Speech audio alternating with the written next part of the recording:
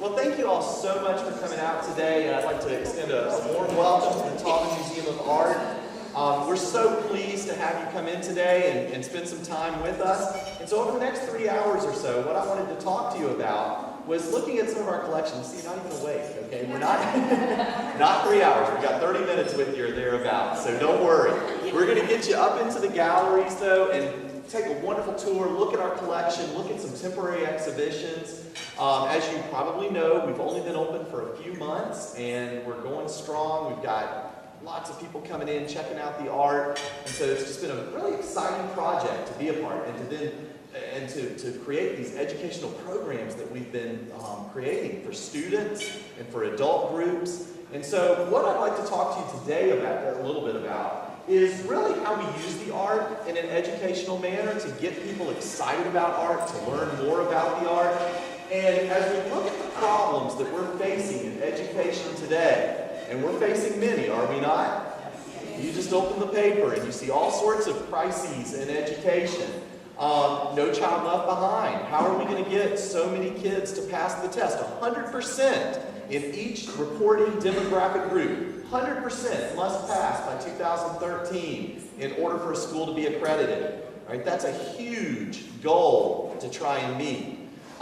We've got technology that's in place today that makes the global economy a much more competitive environment for our youth as they exit the school systems and compete for jobs, literally at a global level. We have so many problems we're facing. We, in the museum, want to be a part of the solution. But first thing I want to remind us of, when I look at the problems we're facing today in education, I turn back to this wonderful painting, The Village Classroom by Jan Steen.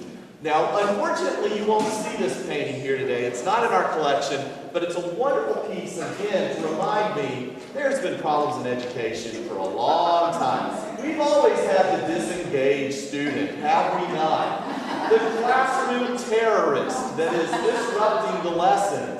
Other boys just being boys, acting up.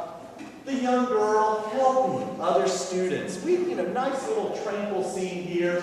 And look at the patience of the teacher as she engages a student that you just know is the type that always has to ask questions and needs that constant attention, and all the while the administrator sits and does nothing. Is that not the case today? And if you are a former administrator, I was too. I was with Roanoke City Schools for 10 years, 7 years in the classroom, 3 years as an administrator, so I can make jokes about administrators since I was one. If we go back 100 years earlier, do we not have a similar scene? In fact, it's almost as if Jan Steen was quoting somewhat from this scene, although the children now are little demons.